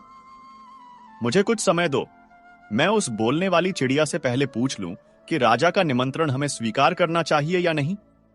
राजकुमारी फौरन चिड़िया का पिंजरा लेकर अपने कमरे में आई और उससे पूछने लगी, चिड़िया रानी, तुम्हें तो सारी बातें पता हैं, तुमसे कोई बात नहीं छिपी है और तुम हर सलाह में हमेशा सही होती हो। मुझे तुमसे एक सलाह लेनी है। मेरे दोनों भाइयों को राजा ने अपने यहां भोजन पर बुलाया है। बताओ, तुम्हारी इसमें क्या राय है? चिड़िया ने कहा, मालकिन, तुम्हारे भाइयों को राजा की आज्ञा जरूर माननी चाहिए। राजा पूरे राज्य का मालिक होता है। उनका मेहमान बनने में इन दोनों को किसी प्रकार की कोई हानि नहीं होगी। वे शौक से जाएं, लेकिन दोनों राजकुमार राजा के लिए भी अपने घर भोजन का निमंत्रण देकर जरूर आएं। राजकुमारी ने पूछा।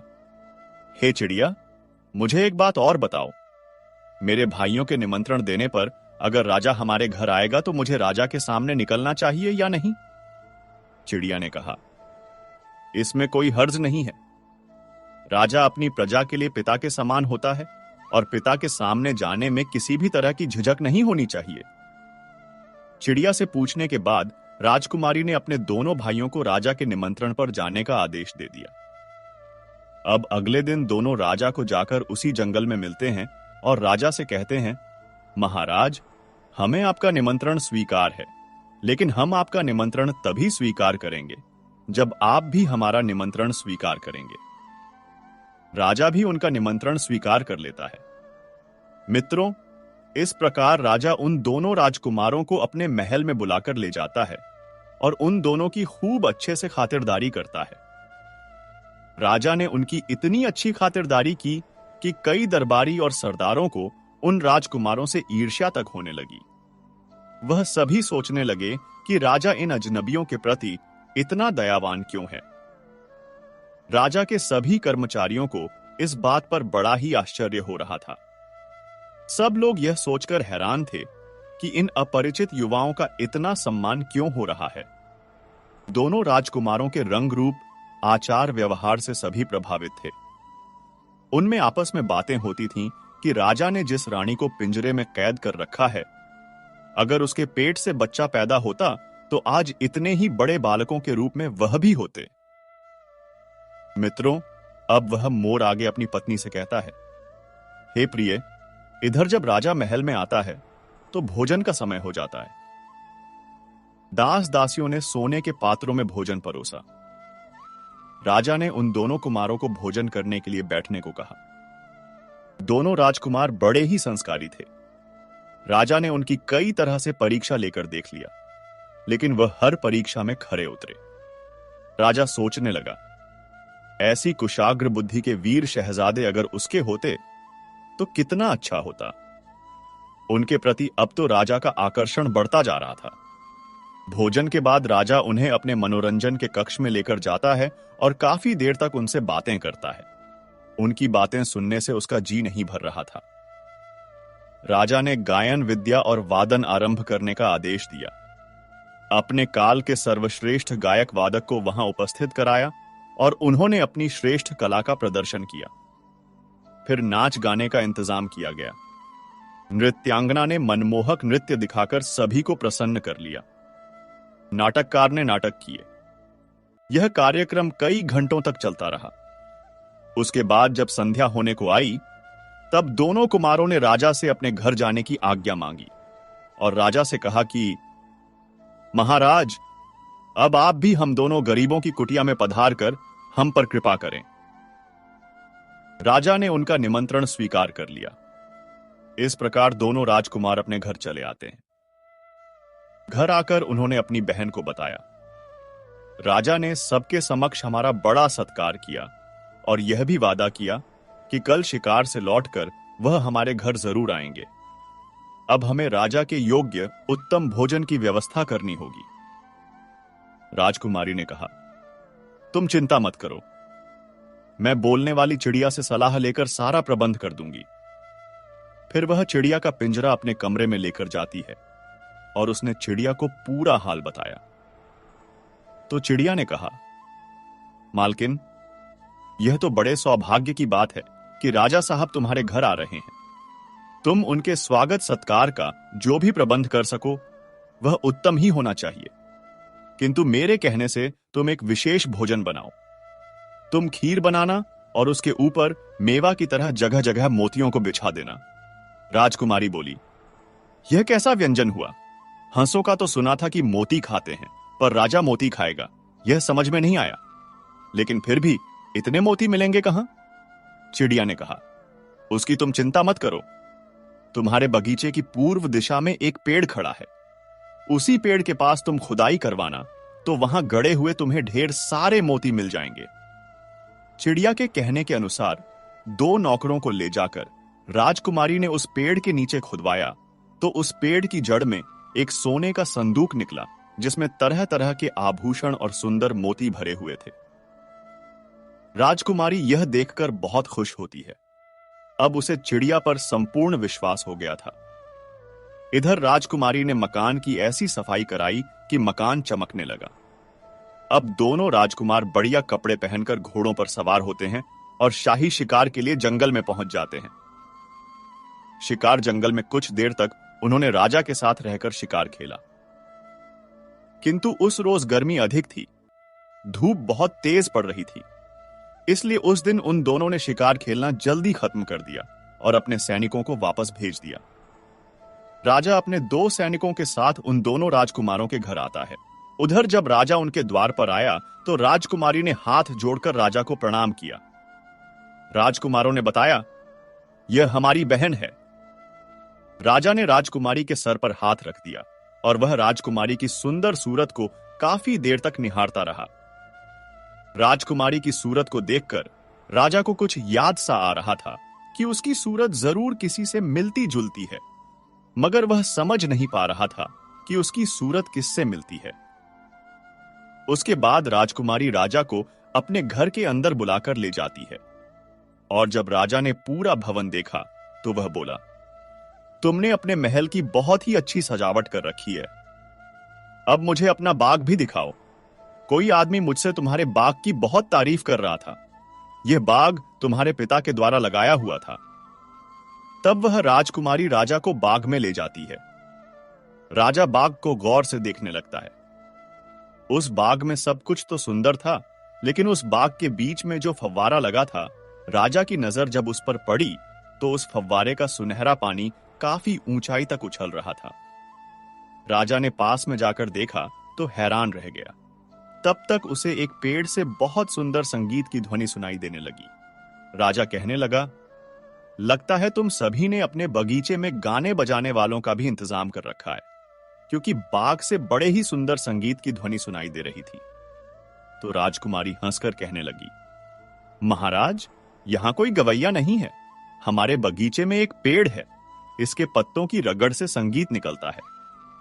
मित्रों, राजा उसे देखकर हक्का बक्का रह जाता है। वास्तव में पेड़ से संगीत निकल रहा था। राजा ने कहा, यह तो बड़ी अजीब सी चीज है। इनके जैसी चीज की तो मैं कभी कल्पना भी नहीं कर सकता। तुमने यह कहां से पाई है?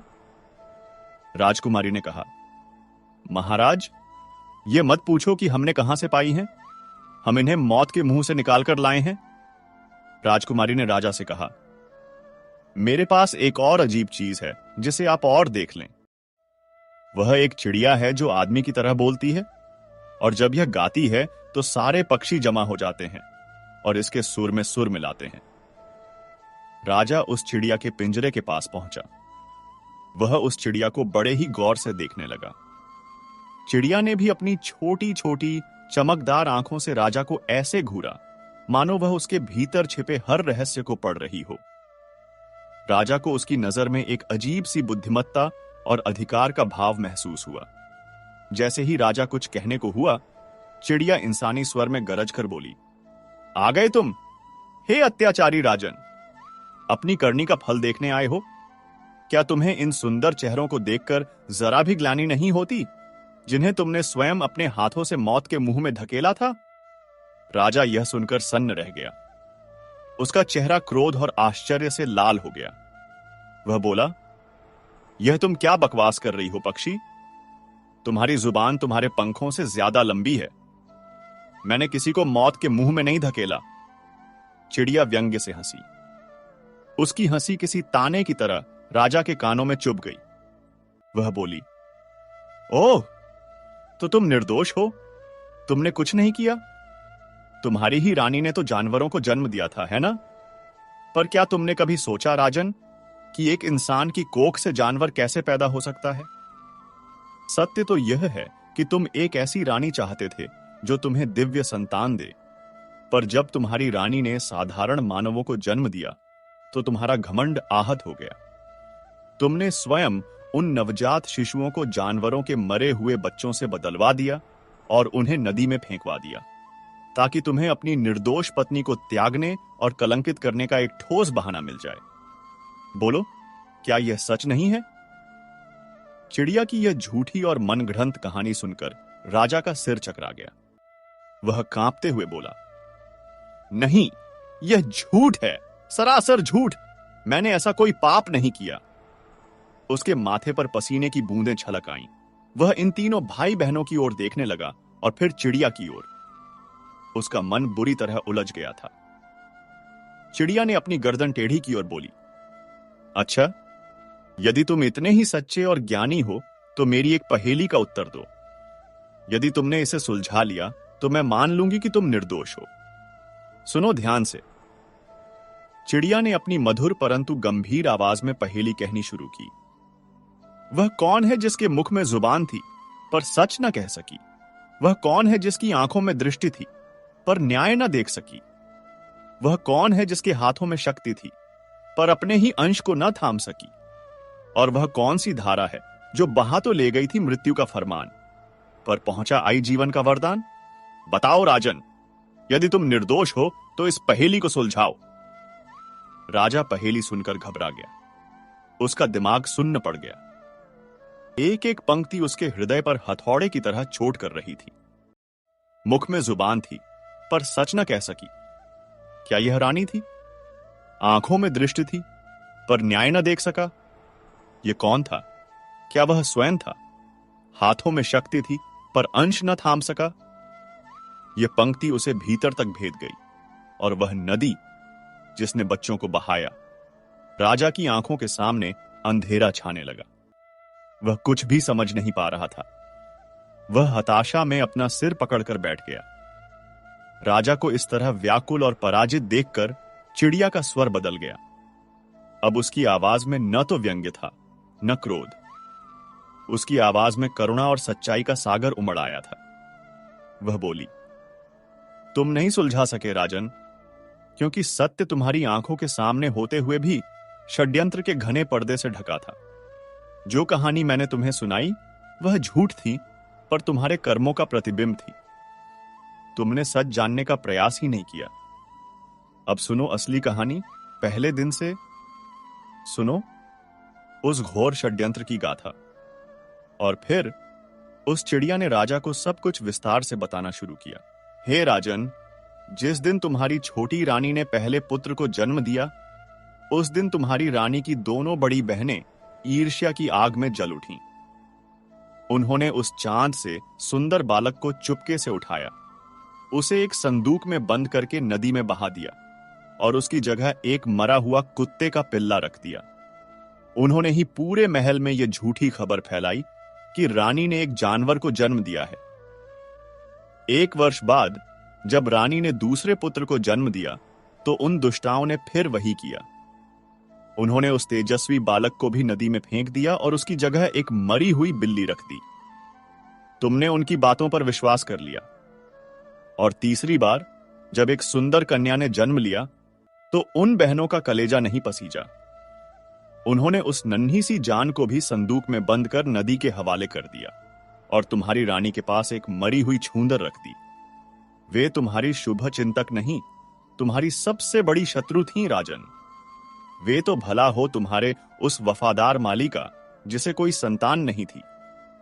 भगवान ने उसी को इन बच्चों का पालक बनाया।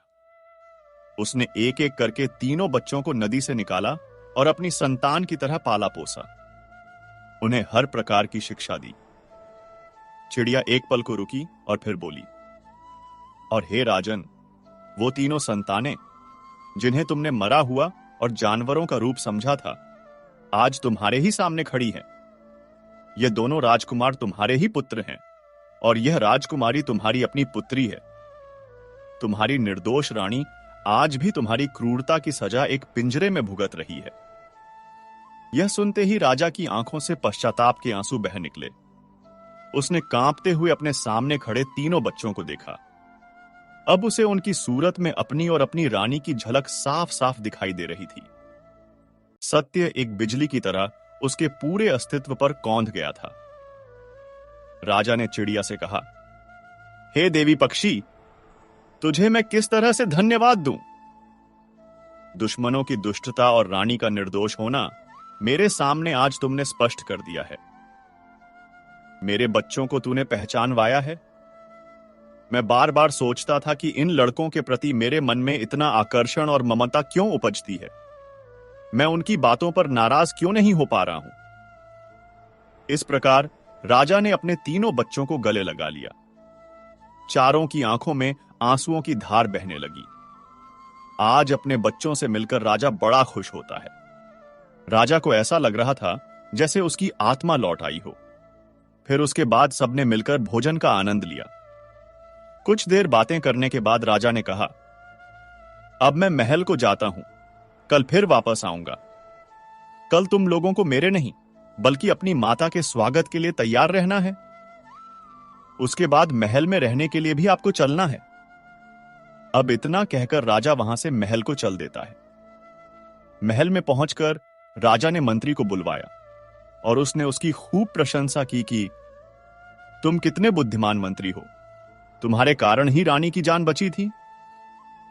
फिर उसने रानी की बहनों की दुष्टता का वर्णन मंत्री के सामने किया।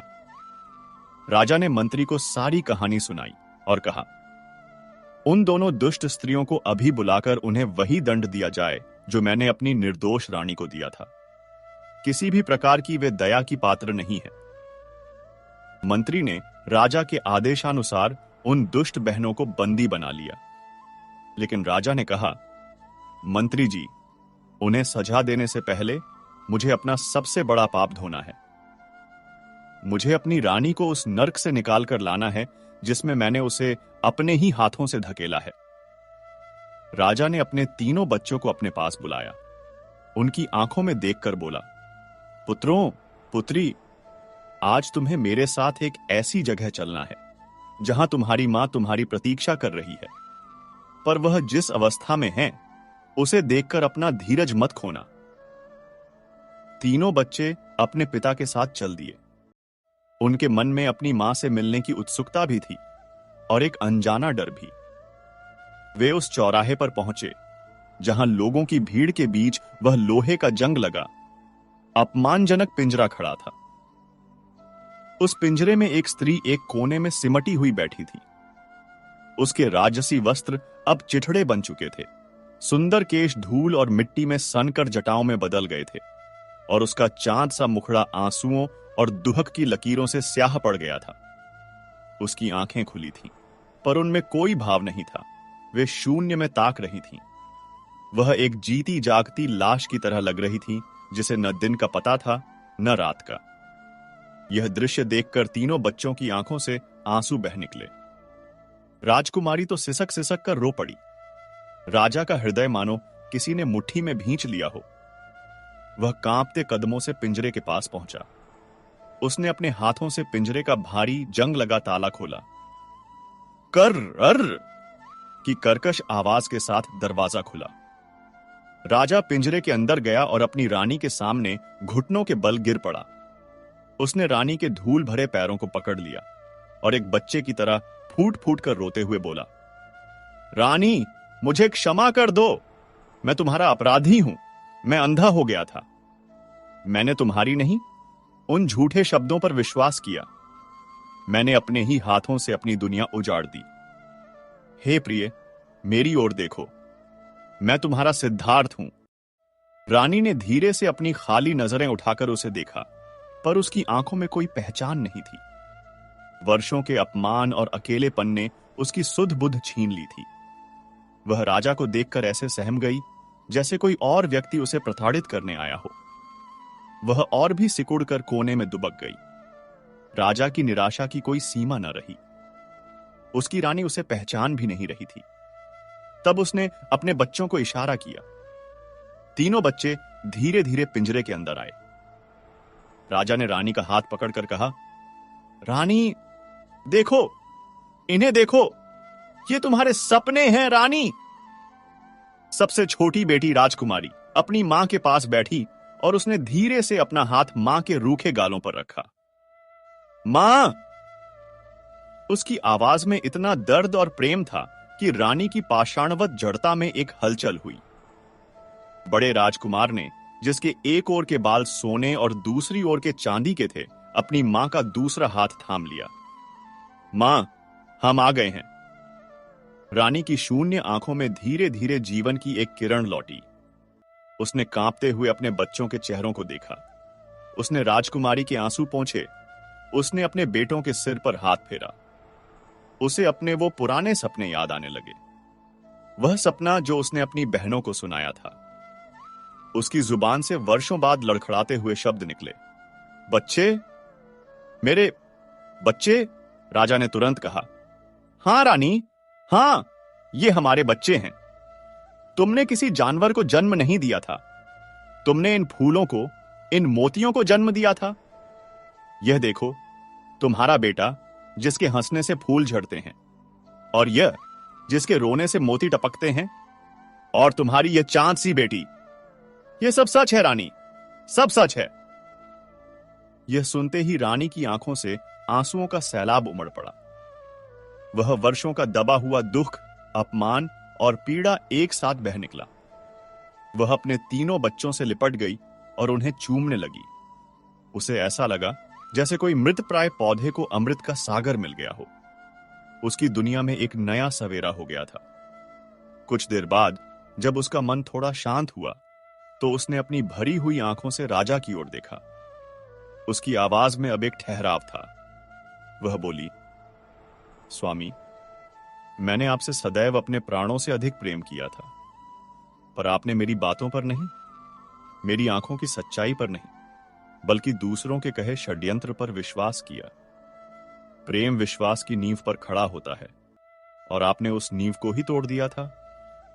फिर उसने कांपते हुए पूछा, पर यह सब किया किसने? कौन था जो हमारी खुशियों का दुश्मन बन गया?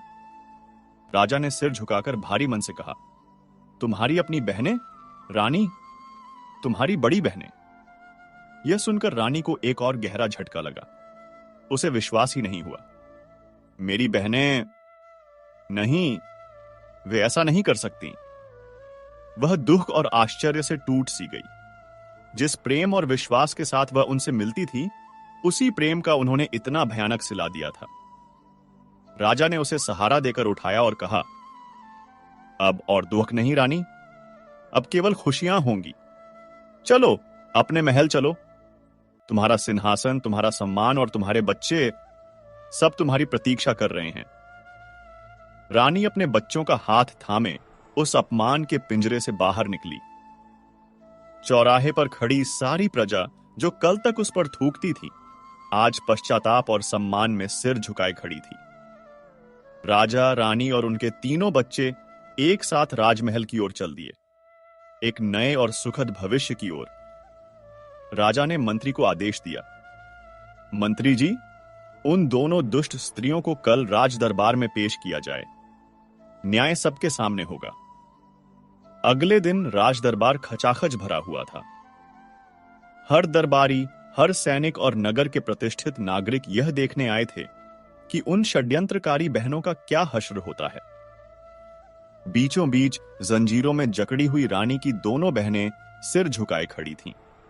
उनके चेहरों पर अब घमंड का कोई निशान नहीं था, केवल मृत्यु का भय और घोर पश्चाताप था। राजा सिद्धार्थ अपने सिंहासन पर बैठे थे। उनका चेहरा क्रोध से पत्थर की तरह कठोर था। उन्होंने गरज कर कहा, इन दो स्त्रियों ने केवल अपनी बहन के साथ ही विश्वासघात नहीं किया, बल्कि इस राज्य के भविष्य, मेरे वंश और न्याय की आंखों में भी धूल झोंकी है। इन्होंने ईर्ष्या की आग में जलकर 3 मासूम जिंदगियों को खत्म करने की कोशिश की और एक निर्दोष स्त्री को वर्षों तक नर्क की पीड़ा दी। ऐसे घोर अपराध की केवल एक ही सजा हो सकती है, मृत्यु। हम आदेश देते हैं कि इन्हें इसी चौराहे पर फांसी पर लटका दिया जाए, जहां इन्होंने अपनी बहन को अपमानित होते देखा था। दरबार में सन्नाटा छा गया। तभी एक मधुर किंतु दृढ़ आवाज गूंजी, रुकिए महाराज। सबकी आंखें उस आवाज की दिशा में मुड़ गईं। सिंहासन के पास खड़ी रानी अपने तीनों बच्चों के साथ धीरे धीरे आगे बढ़ी। उसकी चाल में एक अद्भुत शांति और गरिमा थी। वह अपनी दोनों बहनों के सामने आकर खड़ी हो गईं। जंजीरों में जकड़ी दोनों बहनें अपनी छोटी बहन को अपने सामने देखकर और भी सिकुड़ गईं। वे उसकी आंखों में आंखें मिलाने का साहस नहीं कर पा रही थीं। रानी ने एक गहरी सांस ली और उसकी आवाज में वर्षों का दबा हुआ दर्द उभर आया। वह बोली, बहन, मैं हमेशा तुम्हें अपनी मां का स्थान देती थी, तुम्हें अपना सबसे बड़ा सहारा समझती थी। मैंने तुम्हें हमेशा अच्छा समझा था, पर तुमने मुझे ही धोखा दिया। तुमने ऐसा क्यों किया? क्या मेरा रानी बनना तुम्हारे लिए इतना बड़ा अपराध था कि तुम अपनी ही छोटी बहन और उसके मासूम, बेजुबान बच्चों की जान की दुश्मन बन गई? जब भी मैं तुमसे मिलने आती थी, तुम्हें गले लगाती थी। क्या वह प्रेम तुम्हें कभी महसूस नहीं हुआ? या तुम्हारी ईर्ष्या की आग इतनी प्रचंड थी कि उसने प्रेम और रिश्ते के सारे बंधन जलाकर राख कर दिए? रानी के एक एक शब्द उनकी आत्मा को तीर की तरह भेद रहे थे। अब वे अपने आंसुओं को रोक नहीं सकी। वे दोनों अपनी छोटी बहन के पैरों में गिर पड़ी और दहाड़े मारकर रोने लगीं। बड़ी बहन ने सिसकते हुए कहा, हमें माफ कर दे छोटी, हमें माफ कर दे। हम ईर्ष्या में अंधी हो गई थीं। जब हम तुम्हें रानी के सिंहासन पर देखती थीं और खुद को नौकरों की पत्नियों के रूप में पाती थीं, तो हमारा कलेजा जलकर राख हो जाता था। हम पागल हो गई थीं। हमें कुछ समझ नहीं आया। हमें मृत्यु दंड ही मिलना चाहिए। हम जीने के लायक नहीं हैं। उनकी यह हालत देखकर रानी की आंखों में भी आंसू आ गए। उसने अपनी बहनों को उठाया और राजा की ओर मुड़कर कहा, महाराज, मैं आपसे एक भिक्षा मांगती हूं। राजा ने आश्चर्य से कहा, रानी, तुम जो चाहो मांग सकती हो, पर इन दुष्टाओं के लिए क्षमा मत मांगना। रानी ने शांत स्वर में कहा, महाराज, यदि आज मैं भी इनके साथ वही करूं जो इन्होंने मेरे साथ किया, तो इनमें और मुझ में क्या अंतर रह जाएगा? प्रतिशोध की आग एक को जलाती है, पर दूसरे को भी राख कर देती है। इन्होंने मुझे शारीरिक और मानसिक कष्ट दिया, पर यदि मैं इन्हें मृत्युदंड दूं, तो मैं अपनी आत्मा को जीवन भर का कष्ट दूंगी। सच्ची सजा मृत्यु नहीं, बल्कि अपने पापों के साथ जीवित रहना और उनका प्रायश्चित करना है। फिर वह अपनी बहनों की ओर मुड़ी और बोली, मैं तुम्हें तुम्हारे किए पापों के लिए क्षमा करती हूं, लेकिन इस क्षमा का अर्थ यह नहीं है कि तुम्हारे कर्मों का कोई फल नहीं होगा। उसने राजा से हाथ जोड़कर कहा, महाराज, इन्हें फांसी देने के बजाय राज्य की सीमा पर स्थित एक दूर दराज आश्रम में भेज दिया जाए। वे अपना शेष जीवन वहीं दीन दुखियों की सेवा और प्रायश्चित में बिताएं। यही उनके लिए सबसे बड़ी और सच्ची सजा होगी, और शायद इसी से उनकी आत्मा का शुद्धिकरण भी हो सकेगा। रानी की इस अद्भुत उदारता और ज्ञान को देखकर पूरा दरबार स्तब्ध रह गया। राजा अपनी पत्नी की महानता के आगे नतमस्तक हो गया। उसकी आंखों में अपनी रानी के लिए प्रेम और सम्मान 1000 गुना बढ़ गया। उसने आदेश दिया, जैसा मेरी रानी चाहती है वैसा ही होगा। इन दोनों को आश्रम भेज दिया जाए। दोनों बहनें अपनी छोटी बहन के इस अविश्वसनीय क्षमादान से अभिभूत थीं। वे रोते हुए बस इतना ही कह सकीं, तुम सचमुच रानी हो, छोटी, केवल राज्य की नहीं, दिलों की भी रानी। अब वह मोर अपनी पत्नी से कहता है, हे प्रिय, इस प्रकार रानी ने अपने शत्रुओं को भी क्षमा करके अपनी महानता सिद्ध की। राजा का पूरा परिवार फिर से एक हो गया और उस राज्य में खुशियां पहले से भी अधिक लौट आईं। रानी की सारी मुश्किलें कट गईं और उनका जीवन प्रेम और आनंद से भर गया। मोरनी की आंखों में आंसू थे। उसने कहा, स्वामी, यह कहानी सचमुच अद्भुत है। क्षमा करने की शक्ति से बड़ा कोई बल नहीं। मोर ने अपनी पत्नी की ओर प्रेम से देखा और कहा, हां प्रिय, यही इस कहानी का सबसे बड़ा ज्ञान है। आज परमात्मा ने उन्हें फिर से मिला दिया था। राजकुमारी ने अपनी मां को उस बोलने वाली चिड़िया से मिलाया और अपने सुंदर बाग में खड़े उस पेड़ को दिखाया जिससे संगीत निकलता था। अब वह मोर आगे कहता है, हे प्रिय, अब तुम्हें वह ज्ञान की बात पता चलेंगी, ध्यान से सुनना। चिड़िया ने राजा और रानी से कहा, हे राजन, जीवन में 8 महत्वपूर्ण बातें याद रखी जाएं, तो इससे आपकी औलाद पर कोई संकट नहीं आता है और न ही कभी धन की हानि होगी और धोखेबाजों से भी बचा जा सकता है। पहली बात, बिना देखे सुनी सुनाई बातों पर विश्वास करके कोई निर्णायक कदम न उठाएं। अगर किसी को सजा देने की बात हो, तब तो कभी सुनी सुनाई बातों पर विश्वास नहीं करना चाहिए। हमेशा अपनी आंखों से देखकर या कसौटी पर परख कर ही उचित कदम उठाना चाहिए। कई बार इस तरह के निर्णय से निर्दोष दोषी बन जाते हैं और गुनहगार बच जाते हैं। किसी भी काम में संयम और विवेक से निर्णय लेना चाहिए, चाहे वह धन के मामले हों या रिश्तों के। जल्दबाजी या अंधविश्वास से बचना चाहिए। अपने निर्णयों में संतुलित रहना और सही समय पर सही निर्णय लेना आपको आर्थिक हानि से बचा सकता है और अपनों से धोखे की संभावना को कम कर सकता है। नंबर 2, कितना ही घनिष्ठ मित्र क्यों न हो, उस पर भी आंख मूंद कर विश्वास नहीं करना चाहिए। हमेशा विश्वासी ही धोखा देता है। विश्वास तब करें जब उन्हें अपनी कसौटी पर परख लें और बीच बीच में उनकी परीक्षा लेते रहें। नंबर 3, लोग धोखा इन 3 कारणों से देते हैं: ईर्ष्यावश, लोभवश और अपमानवश। हमेशा ईर्ष्या रखने वालों से दूर रहिए। लोभी, लालची और कामी लोगों से दूरी बनाकर रखिए और किसी का अपमान मत करिए। आप और आपका परिवार सदैव धोखों से और संकटों से बचा रहेगा। कभी धन की हानि नहीं होगी। नंबर 4, अपने वह होते हैं जो बिना कहे आपके दुह को समझ जाते हैं।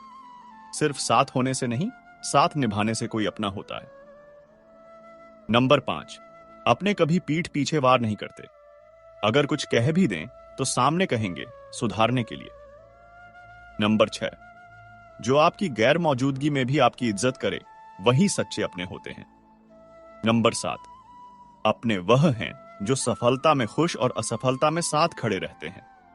वह हालात देखकर रिश्ता नहीं तोड़ते। नंबर 8, अपने वो हैं जिनका साथ आपको भीतर से मजबूत बना दे और जिनसे मिलकर आत्मा को शांति मिले। तो मित्रों, इस तरह से राजा का पूरा परिवार इकट्ठा हो जाता है और फिर से राजा के घर में वह खुशी लौट आती है। रानी की सारी मुश्किलें कट जाती हैं। अब वह मोर अपनी पत्नी से कहता है, हे प्रिय, यही थी वह कहानी और उससे मिलने वाली ज्ञान की बातें। मित्रों, आशा करते हैं कि आपको यह कहानी पसंद आई होगी और इससे मिलने वाली ज्ञान की बातें भी आपको पसंद आई होंगी। अगर आपको वीडियो पसंद आया है तो इस वीडियो को लाइक करें और साथ ही अगर आप चैनल पर नए हैं तो चैनल को भी सब्सक्राइब करें। मिलते हैं अगले वीडियो में। बाकी वीडियो को यहां तक देखने के लिए आप सभी लोगों का दिल से धन्यवाद। मित्रों, आशा करते हैं कि आपको यह कहानी पसंद आई होगी और इससे मिलने वाली ज्ञान की बातें भी आपको पसंद आई होंगी। अगर आपको वीडियो पसंद आया है तो इस वीडियो को लाइक करें और साथ ही अगर आप चैनल पर नए हैं तो चैनल को भी सब्सक्राइब करें। मिलते हैं अगले वीडियो में। बाकी वीडियो को यहां तक देखने के लिए आप सभी लोगों का दिल से धन्यवाद।